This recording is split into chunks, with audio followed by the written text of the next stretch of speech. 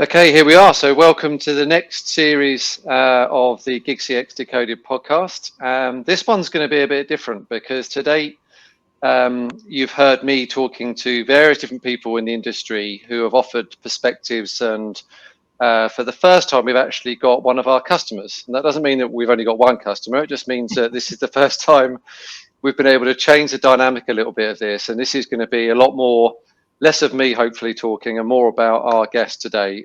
So the purpose of this show is to help educate people on GigCX, what it does. It's a new thing in the industry, and there's nobody better to talk about it than our customer. So I'm very, very pleased today to invite Catherine on the show from Sony PlayStation. Catherine, it's an absolute pleasure to have you on.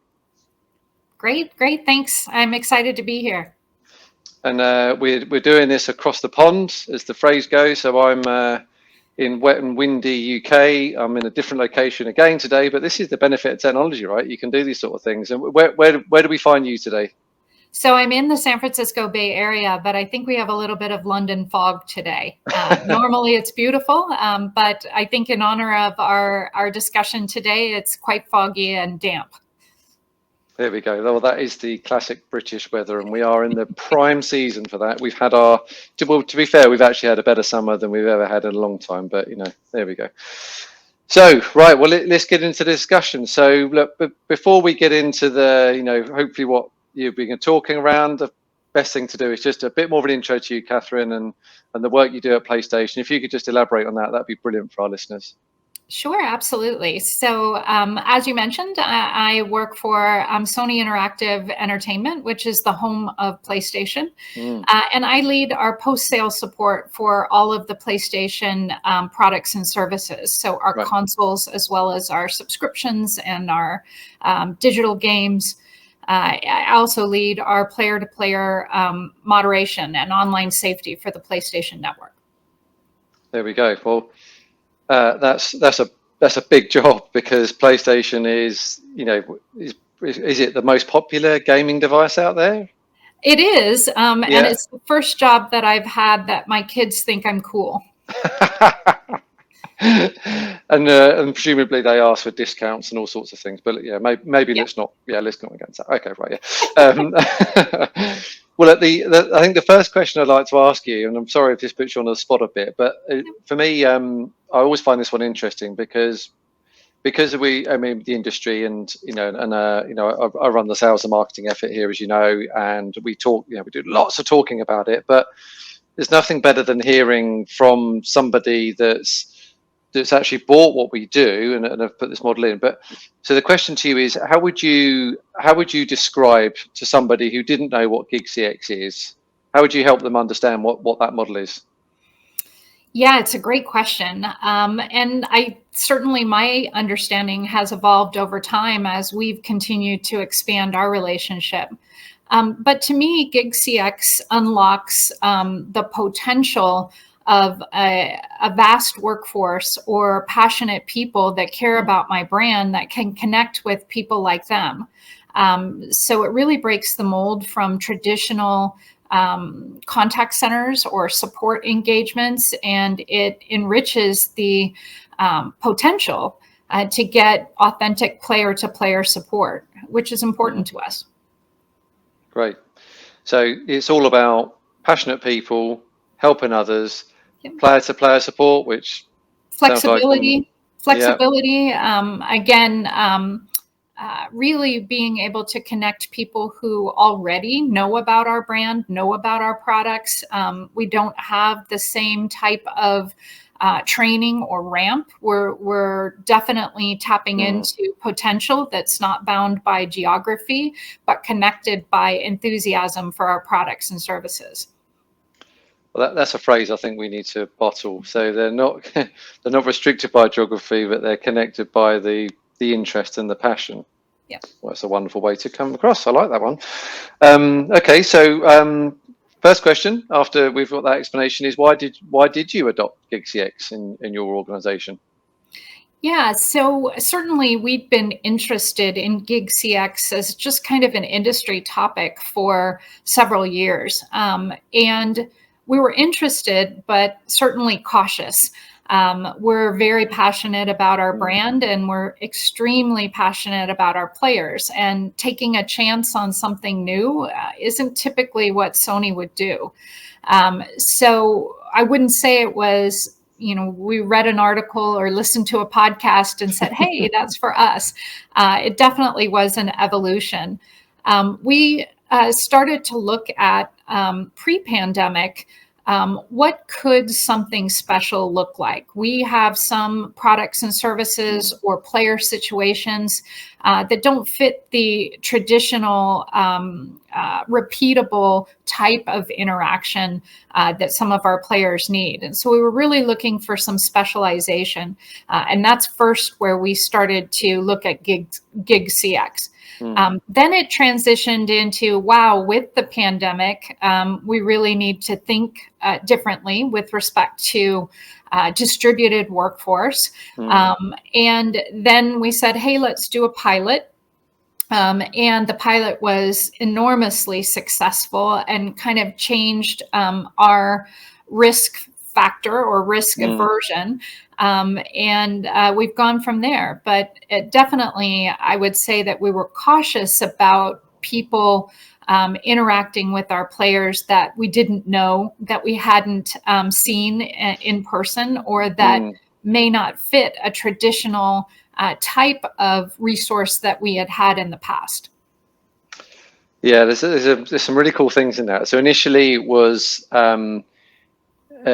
almost like there could be something cool here, and something is innovative, and we've heard about it, and it breaks the mold a little bit with the traditional models, and then wham, pandemic comes along, and then you had to do something else. So there was the kernel of interest, and it was then magnified potentially because of the pandemic, pushing out the fact that the old resource model was going to be disrupted, and then the pilot came along, and your words, it was a resounding success, and now it's moving forward. And the thing that I've been in this industry a long time, and I remember when the first time chatbots came along, the first time communities came along, the first time there was a natural language speech recognition IVR, and these technologies come along. There's always the first people to do it, and then there's always this caution if it's something that's brand new. But that's technology. But the mainstay of there being people, agents sat down. We can train them, and we can performance manage them if they're not doing the right things. But to extend that out to a bunch of people you've never met, and we haven't necessarily met in the traditional sense of interviewing and stuff, is a hard thing. So how do you get that through an organization the size of PlayStation?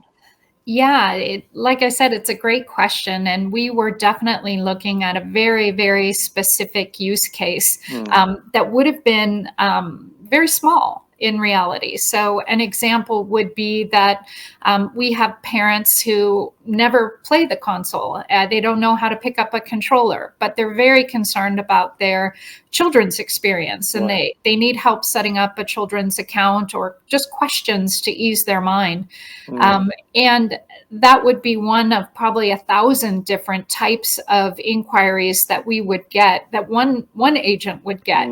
And we didn't want to rush that experience. We wanted to make sure that it was different. So we started with a unique idea, and getting different types of resources, parents talking to parents as an example. And we were going to start out quite slow. But at the same time, we could see potential and traction gain very quickly. So rather than come up with a special use case, we actually carved out some of our core business and said, let's give it a go. And like I said, it's been very successful. We didn't start out with everything at once, not all 1,000 use cases. But we have been picking things that we've seen. Again, our players respond in terms of satisfaction, in terms of Net Promoter Score, very positively. And so we continue to expand. And I think that's what I'd probably recommend others, is really look at your business in terms of What flexibility do you have? What gaps do you have, so that you can look at things differently? And again, I think everybody in the consumer experience area with respect to service and support is thinking differently, whether it's about technology, whether it's about resourcing. Certainly it's a hybrid world with respect to face-to-face and virtual. So how do we take that blend and really meet our players where they want to be met, and by whom? And it is people like them, not necessarily, again, a traditional contact center. Yeah, I mean, there's some great stuff in there. I think the last point you mentioned is what encapsulates this whole thing is meeting the players where they want to be met, which is, they're already engaged in some form of digital interaction, right? That's what they're doing within PlayStation. So they're already in that sort of domain, and with people like them, because that magical thing of authenticity dials up. And in a world that's so often measured by objective KPIs, to have something that you can say, whilst it's subjective, but it's intuitively subjective. Like, it makes a lot of sense. Like, if I've got a problem with something, like these headphones, not naming they're the not manufacturer. Sony, are they? Do you know what? They're not. But do you know what? But every and again you hear these. So I was talking with the manufacturer of these, both, and I came on and I thought, oh, this would be fun. I'll put these on to talk to him, and he was like, why have you got the rubber has all gone around these? And it was like, give me your address, and then within 4 days I had a brand new pair turn up. So this is my brand new pair. So excellent customer service, by the way.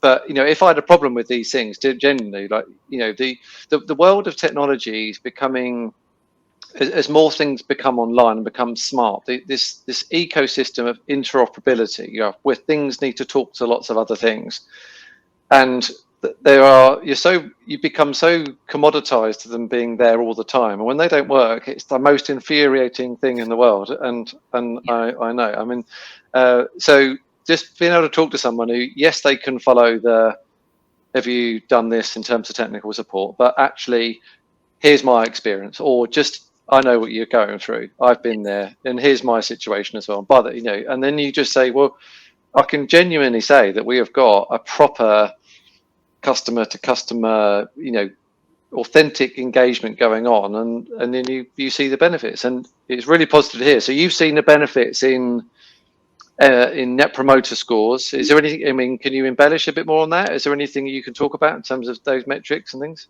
Sure, absolutely. So we have a number of success criteria for ourselves, for our partners, and certainly for our players. We're not in the business of support. We're in the business of entertainment. And if you need support, then you're not actually using your PlayStation or getting that entertainment that we want you to have. So we measure player engagement, and that's time online. That's not time on the phone or time with support. And then for our partners and ourselves, we're looking at time for resolution. How quickly are we able to resolve somebody's questions so they can get online and play and connect with their friends? And how satisfied were they? And again, would they tell their friends this, if they run into any sort of barrier to using PlayStation products and services to their fullest, would they recommend using this service? So we have surveys, we have different data analytics, and we're always looking at, again, how can we enable that great experience on PlayStation? Got it. So we're working together at the moment, and we're beyond pilot, we're rolling out. But where do you see things going next? And I hope that doesn't put you on the spot. This isn't trying to get a forecast. I'm just genuinely interested. Where do you see the vision for this now that you're in that sort of, this thing works? Where does it go? Yeah, so we had started in North America. Yeah. And reason being, again, is certainly, I think it's no secret that the available labor pool and the talent available and retention is stretched. So definitely we were looking for a different business model. And as you noted, very successful with respect to GigCX in North America. Just this week, we launched in Europe. And now we're doing multilingual. Same type of interactions because we found that work really well, but we're expanding to services in other countries. Right. Then we'll start to look at different use cases. Again, that's where I think the not so much caution, but purposeful expansion is important. Not everything is fit for GigCX, but more than we thought is fit for GigCX, and we need to do that introspection. That's cool. So initially it was a certain use case, and then you've expanded that use case now to other languages. So the same principle was there, and then in the future there is different use cases, but they'll be more specific as you go on. Okay, cool. Yeah. So there's someone listening to the show who's heard of it. They think there's a bit of stigma associated with the word because it's gig, it's the freelance economy. It must be 0-hour contracts. It must be, it doesn't quite feel right. What advice would you give to somebody, maybe in your shoe at your level, in another organization, to think about this, and what would they do next? Yeah. And I definitely recognize what you're saying, that, there could be either skepticism or concern about gig. And is gig ethical, right? Is it the right thing to do for people that are providing support to have a transaction-based activity? But in reality, it offers the same flexibility to the people that are engaging with our players as it does to us as a business. So my advice is definitely to talk to providers such as Limitless and learn more about their staffing models, about the way they treat their workers, their gig workers, or their contractors, and about how they measure satisfaction and engagement. Definitely, I think that's a key part of it. We are looking to continue one voice to our players, and it's important that as we have a distributed workforce in many different countries, that they're all able to connect with our players in the same way. And if someone is unhappy or dissatisfied or feels mistreated in any way, that won't work. So it's always important to know who you partner with, but you need to understand, again, is this a win-win for the business, for the individuals providing support, as well as for the players? And certainly we found that here. Yeah, I mean, that's really interesting, because there's two sides to this, because it's not just about is this the right service model for where the questions are coming from, because you want to do the right thing by them, obviously, but also in this scenario, you've got a group of customers who are now they're providing the help, right? Exactly. You've got to do the right thing by them, so they've got to feel like they're being treated fairly, and not being taken advantage of in any way.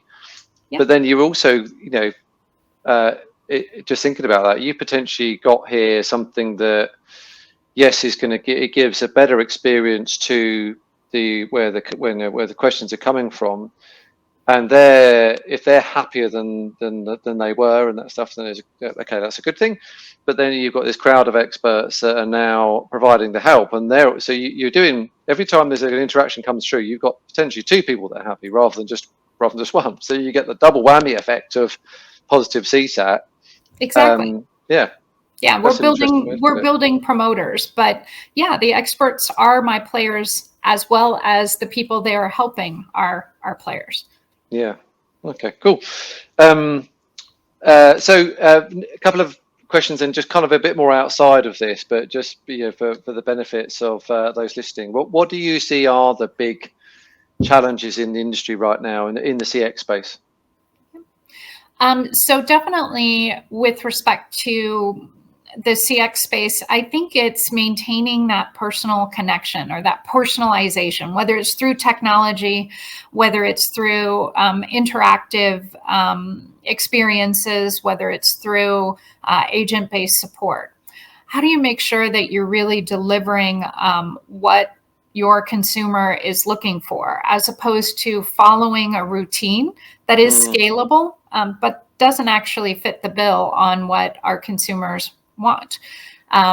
So I think it's that continuous and relentless research around how can we be better, and not being stuck in just iteratively improving on what you have, but really getting out of your comfort zone and, again, trying new things, because our consumer base is definitely eager for innovation. And just like you mentioned with your headphones, I mean, they're experts on the products, or at least the experiences they want. So we have to make sure that we understand and can not only deliver on that, but continue to innovate on that as well. So it's not so easy. You can't go to the rule book from last year. You have to really recreate new experiences, and that's out of everyone's comfort zone, but that's a good thing. It's a learning zone. And we've tried some things that haven't worked. We've tried things that have been really successful. And it is that learn and relearn and reimprove that I think every CX professional is looking to do. Well, I mean, this shows Catherine all through, right? Really, because everybody else I've asked that question to has talked more about the problems with the resource model, like the fact that the pressure being put on availability of the skills and finding them. You've just done the other way around, which is because you're all about the experience and about the entertainment and about, we want to make sure we're delivering the best possible service. So obsess over, do the right thing to make the experience the best it can possibly be. Yep.